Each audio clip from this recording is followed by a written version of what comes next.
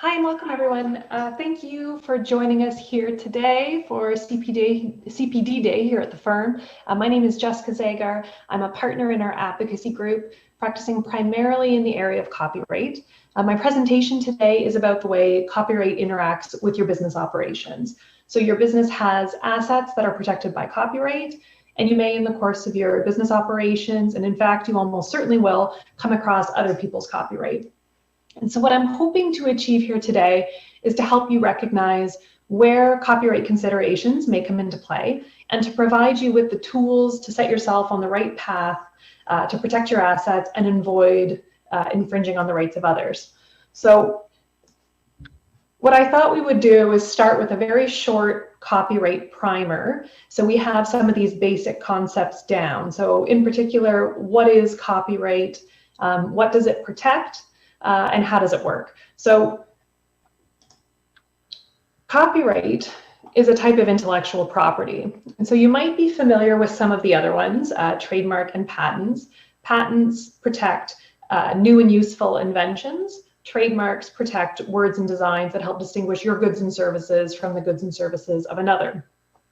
Copyright, when you distill it down to its fundamentals, is really about the right to copy. So copyright is a creature of statute. It comes from the Copyright Act. And everything really starts and ends with the Copyright Act. So the common law helps you interpret the statute, but any rights that you have as an owner, any defenses that you have as a user, they all come from the Copyright Act. So what does copyright protect? Copyright protects original fixed works. So there's a residency requirement at play as well, but as long as that is met, you're looking at, is it a work, is it original, and is it fixed?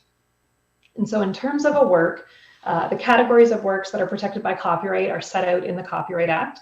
We're going to look at them in some more detail, but really we're talking about literary works, dramatic works, artistic works, and musical works. And so they're broad categories, they're defined and described in the Copyright Act, but that's really the first checkbox. Then you need to have originality. So for protection to attach to your work, it has to be original. And we know from the case law that to be original, it has to be more than an exercise, more than a mechanical exercise and not a mere copy of someone else's, but an exercise of skill and judgment. It's a really low threshold.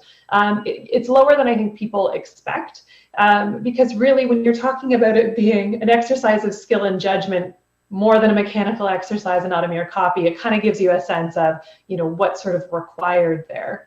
And then the third requirement, of course, is that it has to be fixed.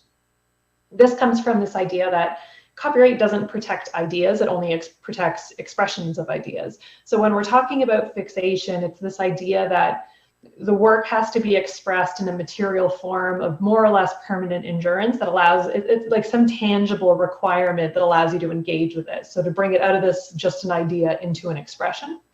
And so if your work meets these requirements, so again, is it a work, is it original, is it fixed, have you met the residency requirements? You have all of the benefits of copyright protection attracted to that particular work or subject matter. And it attracts automatically. So you don't need to register your copyright to get those benefits associated with copyright, which is another thing that I think is sometimes a bit of a misconception, that there is no actual registration requirement, it arises automatically. And so now that we know sort of what copyright is, what it protects, you know, we need to talk about what are those protections that are actually afforded to it. And so if you have copyright, that means you have the sole right to produce or reproduce, so copy your work or a substantial part of it, and to authorize others to do so.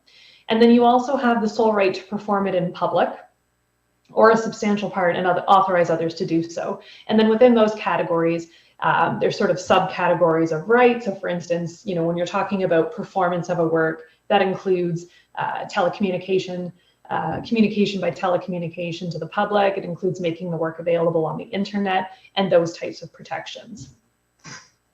So if someone violates these exclusive rights that you have as copyright holder, we call this an infringement. So it's an infringement to do anything that you as the copyright owner have the sole right to do and that you haven't granted permission to that person to do. So if your copyright's been infringed, you can go to court, and then the court can award a series of remedies to rectify the situation that we can talk about in a moment. So we've talked about, this is what copyright ownership is, this is what it attracts to. If there's an infringement, you can go to the court and apply for certain remedies.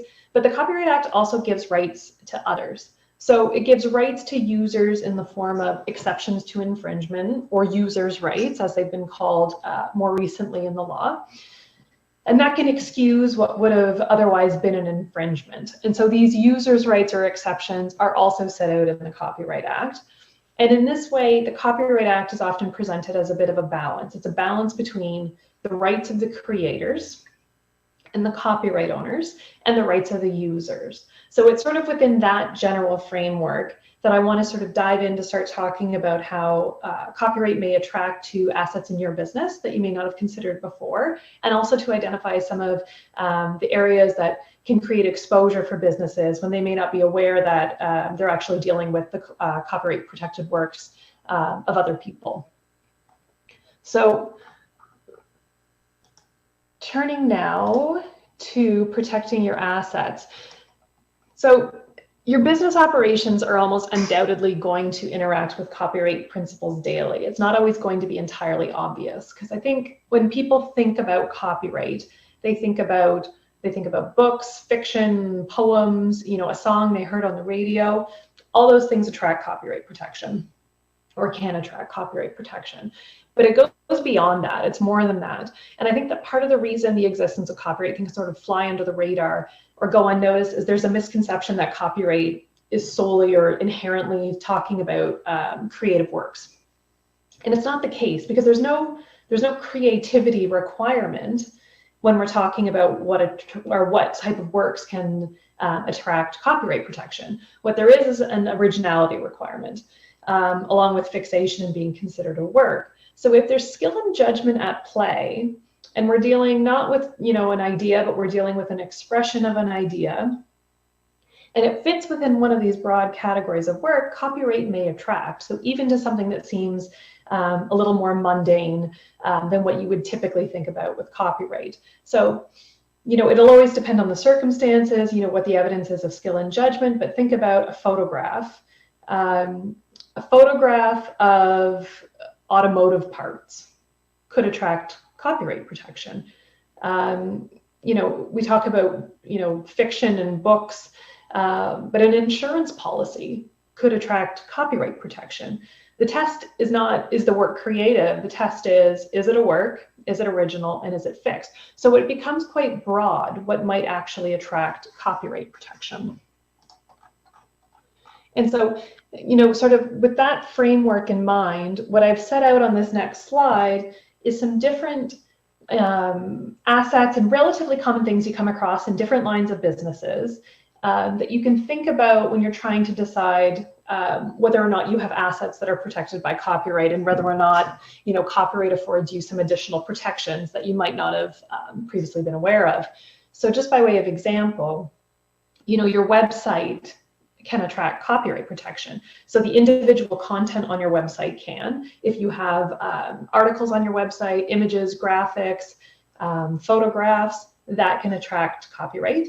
But it's also the selection and arrangement of your website. So you may have structured your website, for instance, to have certain content featured. You could have, considered where to put the image or the picture in relation to the text, what's going to be the most compelling and eye-catching to someone coming to visit your website. So it could be the individual components that attract copyright, but it can also be this overall selection and arrangement of the content on your website that can also attract copyright. Your advertising. So again, depending on your line of business, you might create commercials, there could be print advertising, YouTube videos, social media posts, all these types of things. They may attract copyright protection. Your employees, I've got employee work product, again, depending on your line of business, you might have employees that take photographs for the company, they might write articles, prepare reports, they could design images or flow charts or maps, any of those types of things that can attract copyright protection. And you also have contracts. So I touched on it with insurance policies, but you may also have things like manuals and policies. So manuals that describe sort of workflow or operational steps within your business. And so those types of things can also attract copyright protection, so long as the test is met. And all of these different types of things have value. They have value, you know, to your business, and they have value in themselves and contribute to the value of your business overall and the proper functioning of your company. So if they are protected by copyright and you own that copyright, the Copyright Act can provide you with an additional layer of protection and remedies if someone infringes on it. And hopefully just by talking about these examples of where copyright might subsist within your business, it already starts becoming evident like how this additional protection might be beneficial and helpful to you and how you could leverage it. So for instance, you know, if you're in the business of selling products online, you sell macrame and you have photographs on your website of the different products you're the different products you're selling. If a competitor takes those photographs, puts it up on their website to then sell, that can harm your business. And so in addition to whatever other causes of action you may have, you would also have an action for copyright infringement, because, you know, that is a photograph on your website owned by you, and they've infringed your copyright by copying it onto their website, and that it can open it up a host of remedies that we're going to talk about in a moment. Just by way of another example, you know, you're an insurance company, you have you know, insurance policies for all of your different insurance products. A competitor decides to enter, you know, that area of the market, and to gain an edge or to get into that market, they copy your policy. You may want to be able to argue that your insurance policy is protected by copyright and that they've infringed your copyright by copying your policy. So these are the types of things that you can think about as you consider within your own business operations where copyright may attract. So I know I've given you some examples, and there are certainly others, but just to give you a sense of, you know, sort of the wide-ranging sorts of creations that can be considered works under the Copyright Act. So, you know, literary works, dramatic, musical, artistic, they're defined and described in the Act, but they cover things like books, pamphlets, translations, illustrations, charts, plans, photographs, audiovisual works, computer programs, architectural works and plans, compilations. So there's a wide scope of different types of works that can be protected by copyright. And so long as it's a work and so long as it's original and fixed, copyright protection arises. And as a business, what's going to be important to you is if you have these assets, who owns them? And ownership is not always straightforward. So I've sort of set out here things to consider when we're talking about who owns these assets that may be protected by copyright. Because what's going to be critical, if you want to assert copyright and you want to take advantage of the rights and benefits and protections offered by the Copyright Act, you have to have the requisite rights to do so. So you need to have some ownership stake or an exclusive license in the works that you're trying to assert copyright in. So it's generally going to start to figure out who owns the copyright with who made it. So you're going to be asking who is the author of the work, because generally an author is going to be the first owner of copyright. If your author is an employee and the work was made in the course of employment, the employer, unless there's an agreement otherwise, is the first owner of copyright. So pausing there just for a second, if your employees are creating original works, the employer owns copyright unless you've agreed otherwise with the employee. So that handles copyright ownership for employees.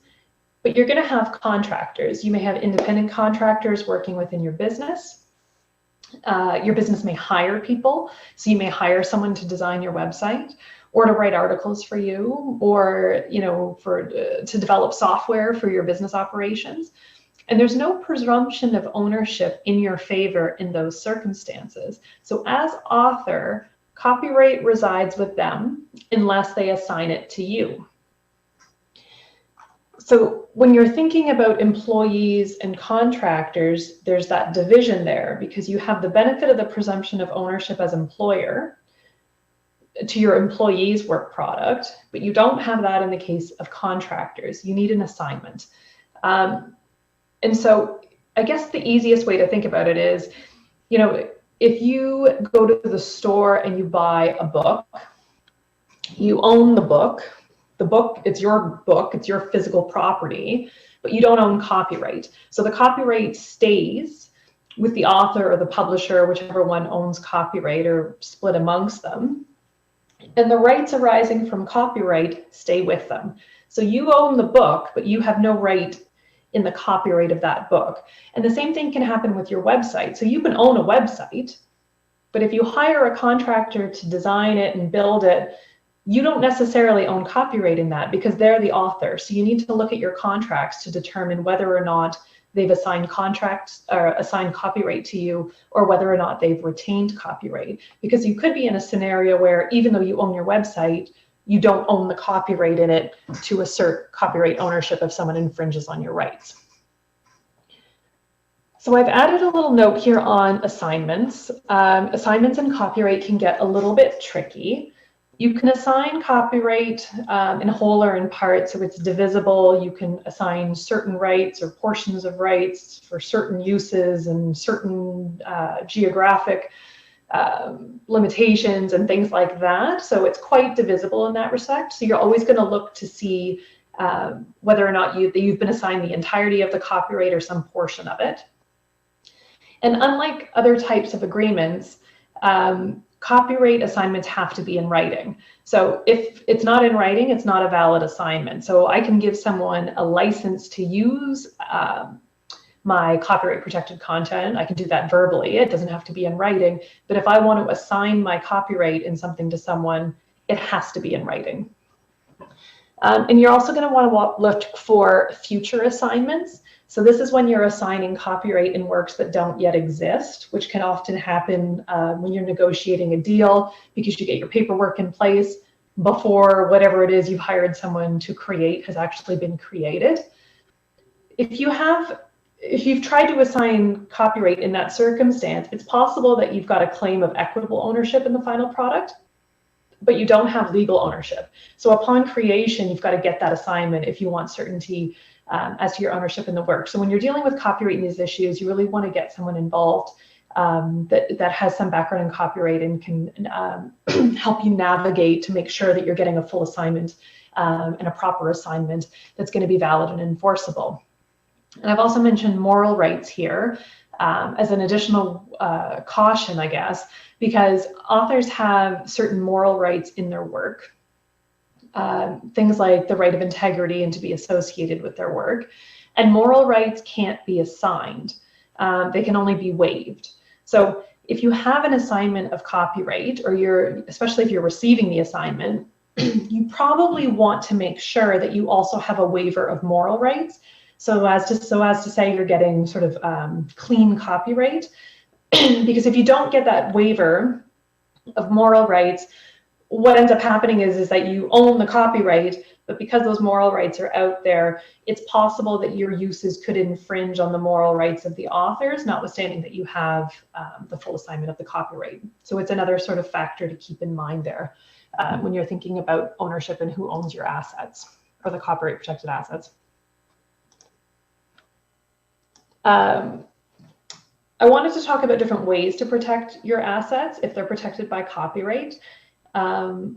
You have copyright, and so the existence of copyright in and of itself gives rise to protections, and we'll talk about some of the remedies that are available for infringing copyright. But as we were discussing at the outset of the presentation, you don't have to register your copyright or your work to get the copyright protection. It arises automatically, and so by virtue of owning something protected by copyright, you have the benefits afforded to you of having, or the benefits and protections of the copyright protection. But you may want to consider layering additional protections on to help protect your asset. And so what do I mean by that? There's different sort of layers, and you'll see it kind of ascending in the slide in terms of the severity of the steps that may need to be taken. But you can protect your copyright through contracts and sort of build in a layer of contractual obligations. So you can use your contracts in a number of ways. You can use it to, ensure copyright ownership resides with you. You can use your contracts to set out what uses someone can make of your copyright. You can talk about where, again, getting into this idea of time and geographic restrictions, you can put those types of limitations on the use of your copyright protected material. You can, seek royalties for the uses of your materials, and you can restrict uses. So you can set out what you will not allow to be done with your copyright. And so you can do that through contracts, but you can also do that through terms of use on your website. So through the terms of use on your website, you can assert your copyright ownership and set out the limitations and expectations associated with the use of your copyright. So you can set out restrictions or permissions through the terms of use to help enforce and protect your rights. So now you've built in a contractual element in addition to the copyright protections that exist. Another thing you can consider, depending on the asset and depending on what you're trying to achieve, you can consider technological protection measures. Within the Copyright Act, there are protections afforded that you can just be disqualified if you circumvent a technological protection measure from certain exceptions under the Act, but you can also have a cause of action in and of itself if someone circumvents your access TPMs. So if you want to control access to your works, you can consider different technological protection measures and digital locks that you can use to control access or to prevent copying of the works and other uses of the works. Because if someone infringes your copyright and circumvents a TPM to do it, so they get around an access TPM that you've put in place, that can give rise to multiple infringements. You'll have the infringement of whatever they did with their work that they didn't have the right to do, and now you'll also have circumventing a technological protection measure. But more importantly, the whole purpose of having technological protection measures is that they're effective, and so long as you're using a digital lock or some other effective way of protecting your IP, that in and of itself is going to provide benefits to you because it makes it that much harder for people to infringe your copyright in the first place. If you were to detect an infringement of your copyright, you would have different options available to you. We have here in Canada a notice and notice regime. In the US, they have a notice and takedown regime. So depending on your operations, where you're located, where the uses are taking place, those are two different regimes that you can consider. Each has their own specific requirements in terms of what the notices can do, what they need to contain, and especially when we're talking now about here in Canada, what they can't contain. But it can be in a way to stop infringing behavior. So you will want to consider whether or not a notice and notice or a notice and takedown regime approach may be effective. So for instance, like if this is really when you're trying to get at online content and you want to send a notice to the internet service provider under the Copyright Act, they're required to forward that notice so long as it's a proper notice and meets all the requirements to the individual. So that can be an effective way to stop infringing behavior. Another thing to keep in mind is abuse policies. Again, online, if you find an infringement of your copyright, when we're talking about the big players like the Googles out there, they all have abuse policies, and that can sometimes be an effective way to get your infringing content removed. So you need to follow their procedures, but sometimes that can be a way to address an infringement of your copyright online. Or another option available to you is the old-fashioned route, which is sending a cease and desist letter and or commencing a legal claim against them for copyright infringement and any other claims you may have against them. So again, there could be contractual breaches at play, circumventing TPMs, and other causes of action as well. So you can send a cease and desist and demand that they stop their infringing conduct, or you can just go ahead and start a legal proceeding against them. And so I wanted to take the time to talk a little bit about the remedies, which I have saved sort of the end of this for sort of the punch of what you can do with the copyright and how you can protect your assets and the remedies that are available to you, because they are quite broad. So you have quite a few different remedies and options available to you under the Copyright Act. So you can seek injunctive relief, as you would on other types of cases. So the same, test for an interlocutory injunction applies under the Copyright Act. So you could seek an injunction to either on an interlocutory basis or permanent basis stop the infringement. There's also case law that suggests you can get site blocking and de-indexing orders. So those types of orders can be helpful, especially when it's hard to find. It's not always easy to find the infringers. Anyone who deals with copyright regularly knows that it is an ongoing issue, trying to identify the infringers and dealing with the jurisdictional challenges that sort of arise and are created from the internet. So having the option of a site blocking or de-indexing order can be quite effective, because that will effectively pull the infringing content from any public searches. So it will no longer appear, for instance, in like the Google search that one would conduct. So that can be an effective way to protect your rights if your copyright's been infringed. You're entitled to damages. The Copyright Act is a bit unique from some of the other statutes, because what the Copyright Act allows is you can elect, as the plaintiff, to either seek damages and profits or statutory damages. And so the flexibility here is pretty critical. You can seek damages, so your damages suffered, as well as the profits. So it's not one or the other, you can seek both. So that can be quite effective, because then you can take the benefit derived from the infringement. Or you can seek statutory damages. So the Act provides for a means for you to elect to receive statutory damages. It's in there because it recognizes that in copyright infringement cases, it's not always straightforward what the damages to you have been. So what damages have been suffered, or what the profits have been. And so sometimes, to avoid dealing with trying to prove your damages and get around those types of difficulties, you can elect for statutory damages. They can get quite considerable depending on if it's for a non-commercial use or a commercial use. So if it's a commercial purpose, you can start getting into damages up to $20,000 per infringement, which is not insignificant. So there are different ways that you can approach it, depending on the circumstances of your case. But it can become particularly helpful in instances where I'm thinking of an example where you license, like a license is available for the work. So you ordinarily license photographs, someone's infringed your copyright. The damages you've suffered are going to often, what is the value of the license? That's one of the first considerations, or the first things that may be considered when you're trying to assess the level of your damages. But if you don't license your works, it can be difficult to have that type of number. And then you sort of go down the rabbit hole of trying to prove where the harm lies. So statutory damages can be a very helpful and effective way of recovering for the losses you've suffered without having to particularize and quantify precisely what those are. You can also seek accounts and delivery up. Accounts allows you to get more information about the profits suffered, or the profits earned rather, by the infringer.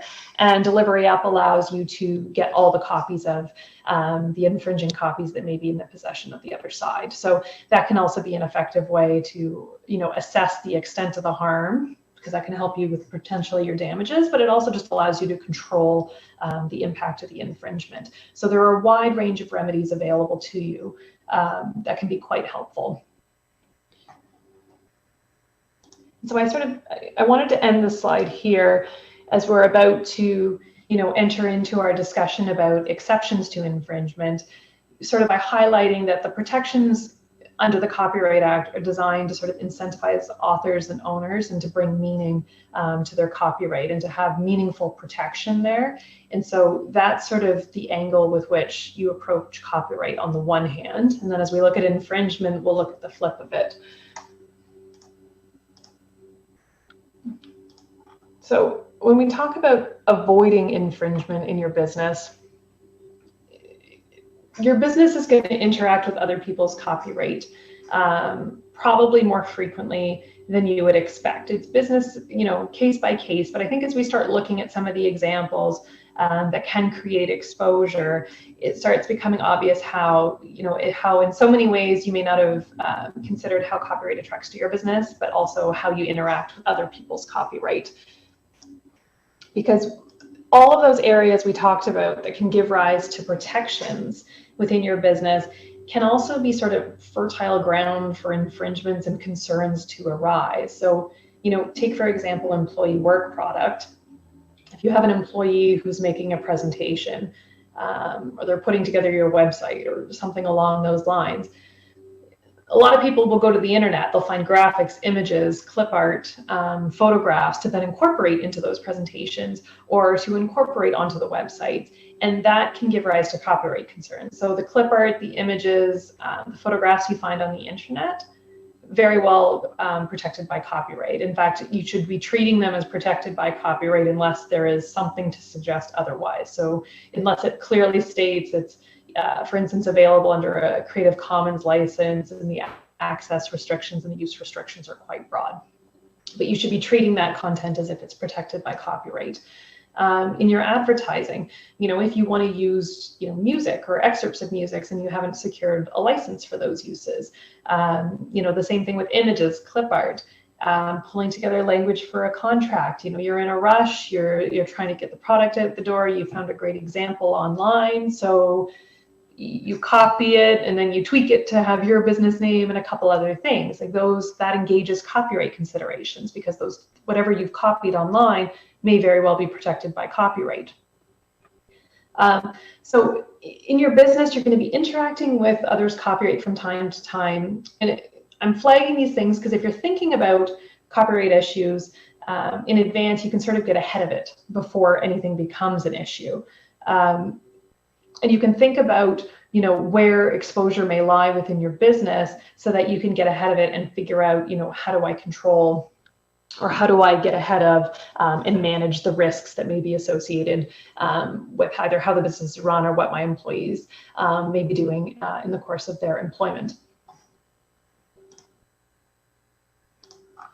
So when you're talking about, and this is sort of in the context of, looking at a use that you may want to make of someone else's work, sort of the thought process or sort of a flow chart that you might consider as you decide whether or not to engage with the work and in what way. So if you're going to be dealing with someone else's work, your starting point is going to be very similar to what we talked about when assessing if you own copyright, is you want to find out, is what I'm about to use something that's potentially protected by copyright? Is it a work? Is it original? And is it fixed? So the originality requirement we've talked about, it can be very difficult. And I should say, at the outset, all of these considerations can be quite complex. There's limited guidance in the case law on how to interpret it, and a lot of these considerations are very fact specific. So they're going to turn on the facts of each case. So it's difficult to provide sort of straight line guidance on if you do this, it's infringing copyright, because it really depends on what the work is that you're dealing with, what use you're making of the work, and for what purposes, and that type of thing. So this is just to give you a sort of a high level sense of the thought process that should be going into your use of a potential work that may be protected by copyright. So in addition to this idea of originality, which we've talked about, ideas and expressions, to keep in mind that there are certain things that do not attract copyright protection. And there's also a term of copyright protection. So copyright doesn't last forever. Generally, the term of copyright is the life of the author plus 50 years. With the new NAFTA agreement that's coming out, so the Canada, US, Mexico agreement, Canada has an obligation to extend its term of copyright from life of the author plus 50 years to life of the author plus 70. But after that period expires, the work falls into the public domain. And that means that it can now be copied and used in whatever way without infringing on the rights of others. So you no longer need permission or payment to make uses of those works in the public domain.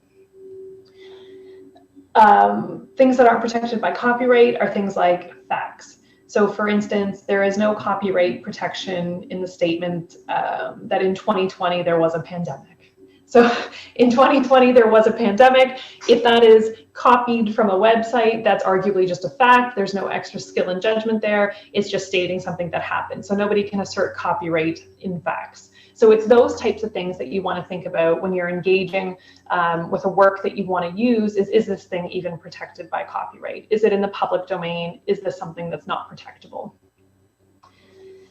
If the work is protected or it's likely protected, your next question is going to be, am I using the entirety of the work or a substantial part of it? The substantial part of it consideration is a little bit tricky because substantial part, the case law tells us, it's not so much about quantity as it is really a qualitative exercise, and whether or not you're using a substantial part of the skill and judgment that went into the work. So it's a very tricky concept to deal with, but it is sort of the first line of defense, because under the Copyright Act, remember, your right is only to, your rights are only the sole right to copy the work or a substantial part. So it necessarily means that you have no rights in non-substantial parts of your work. So if I were to use someone's work, but I used a non-substantial part of it, I haven't infringed their copyright because they don't own copyright in that portion of the work. And then even if you are, dealing with a work that's protected, and your work is with the entire work or a substantial part of it, there may still be exceptions or users' rights that apply to your use, so that they excuse the infringement because an exception applies.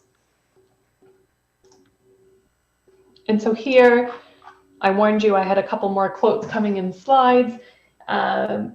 It's this idea that users' rights and exceptions aren't loopholes.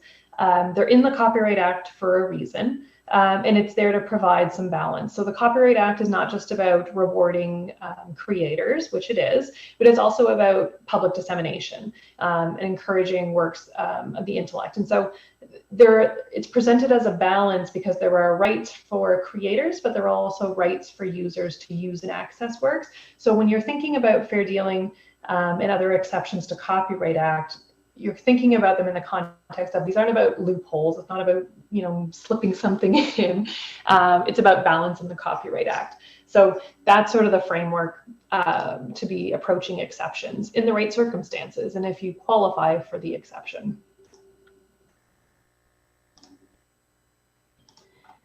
And so I don't want to get too far into exceptions because they are quite fact specific, but just generally speaking, there are a host of statutory exceptions.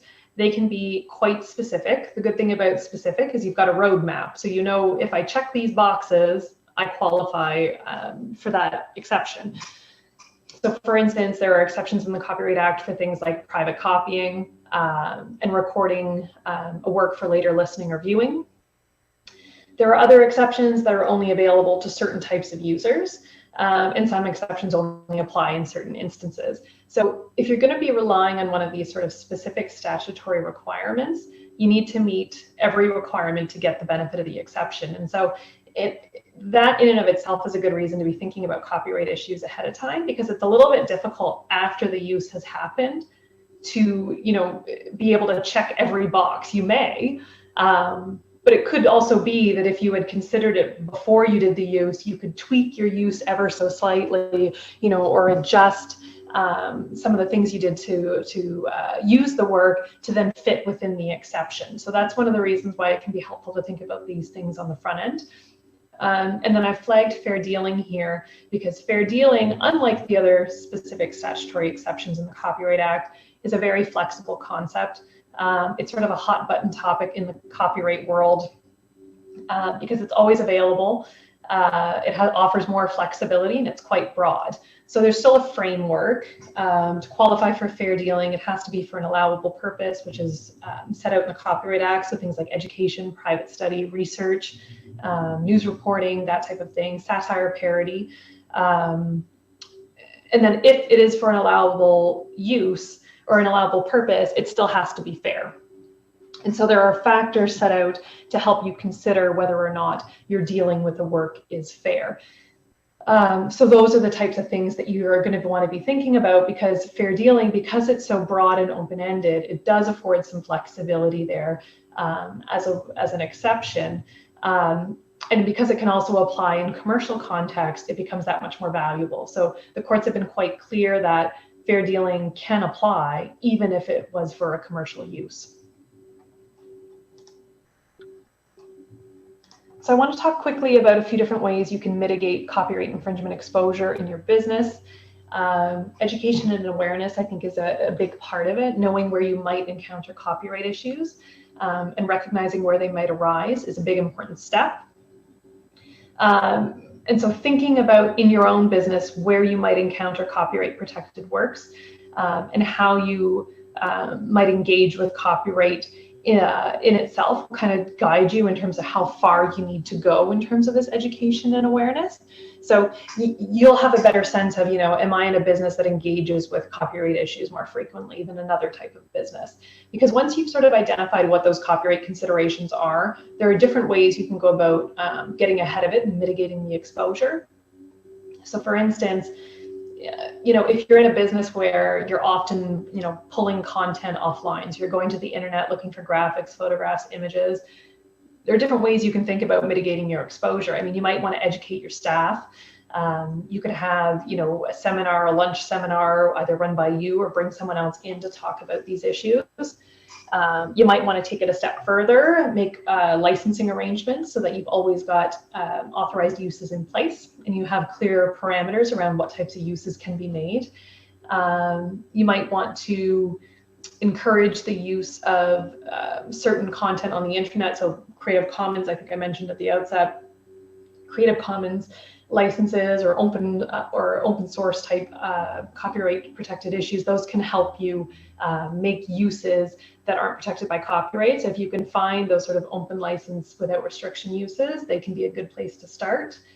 And then when we talk about policies and procedures, this is thinking about, how specifically do you want to set out your expectations about how you want your employees to deal with IP and interact with IP. So in your employment contracts, you may have a section in there that addresses your expectations around intellectual property, and depending on your business, that may be enough.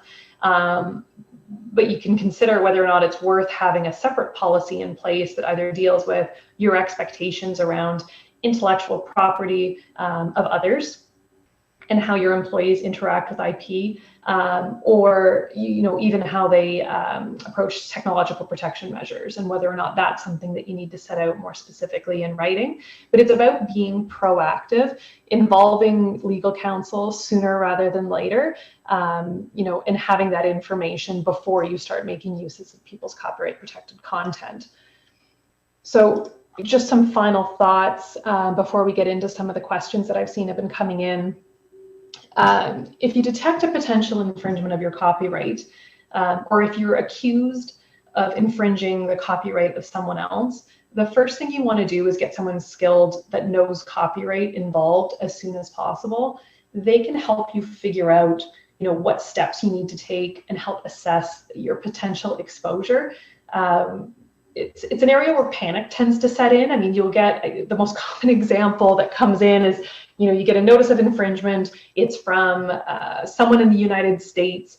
They're saying you've done all of these terrible things. They're threatening to bring a lawsuit in the US. Nobody wants to, deal with that. If it's a Canadian business, they don't want to get dragged into litigation in the US.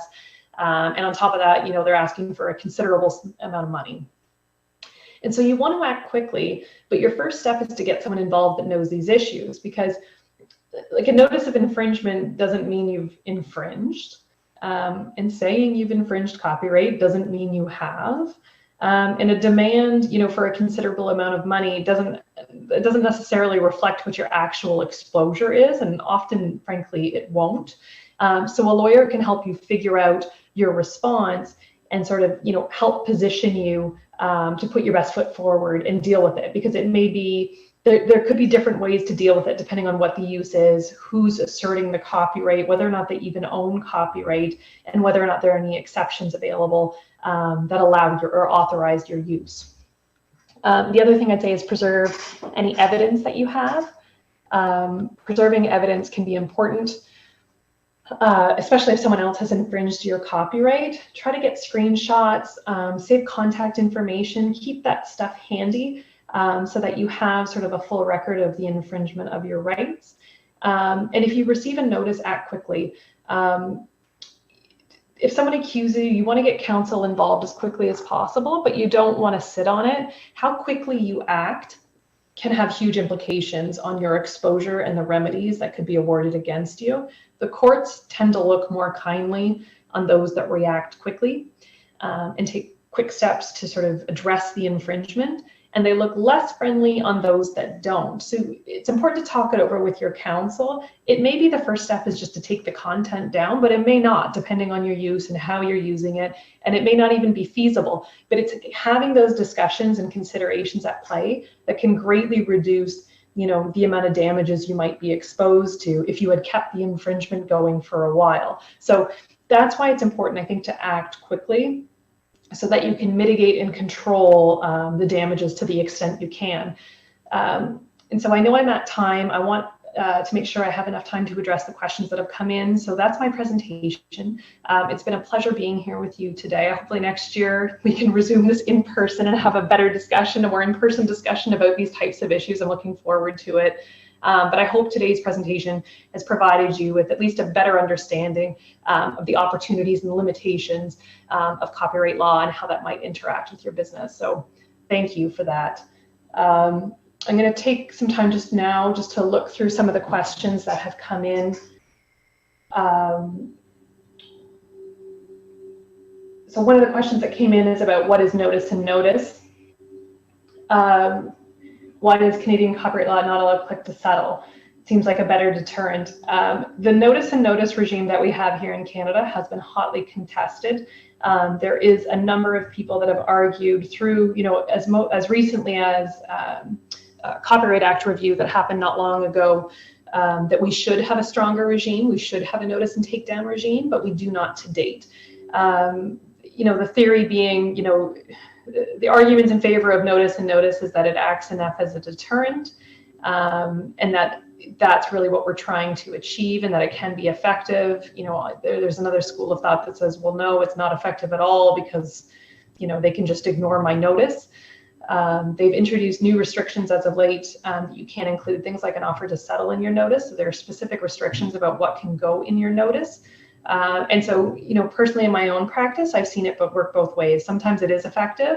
Sometimes simply providing notice is enough to either, you know, scare someone into thinking they didn't realize. Like when someone receives a notice, sometimes what happens is they feel like they've been exposed, and that's enough to stop the conduct. And at the same time, sometimes it's not, because there's not a lot of teeth that goes along with receiving a notice like that. So see both sides of it. I have another question about an interpretation on commercial and what constitutes a commercial purpose. Great question, not a clear answer. We don't have a lot of guidance on these types of issues in the law. So a commercial purpose, there is some exceptions in the Copyright Act that get into a little bit more of the specifics in terms of monetary gain, but it's not that restricted in respect of all the different references to commercial purpose. So it's sort of yet to be seen if monetary gain is sort of one of the deciding factors for what will be considered commercial or not. I know I've certainly argued before on both sides of the fence that, you know, it's not necessarily commercial. Like you can be a commercial entity that makes a non-commercial use of a work, but we just don't have a lot of clarity there. So it's a great question, and it is something that there, you know, other people again have gone to various committees and boards and expressed, you know, that we need more clarity about what is considered commercial, because whether or not you have made a commercial use of a work can have significant exposure again on your statutory damages and what might be awarded against you.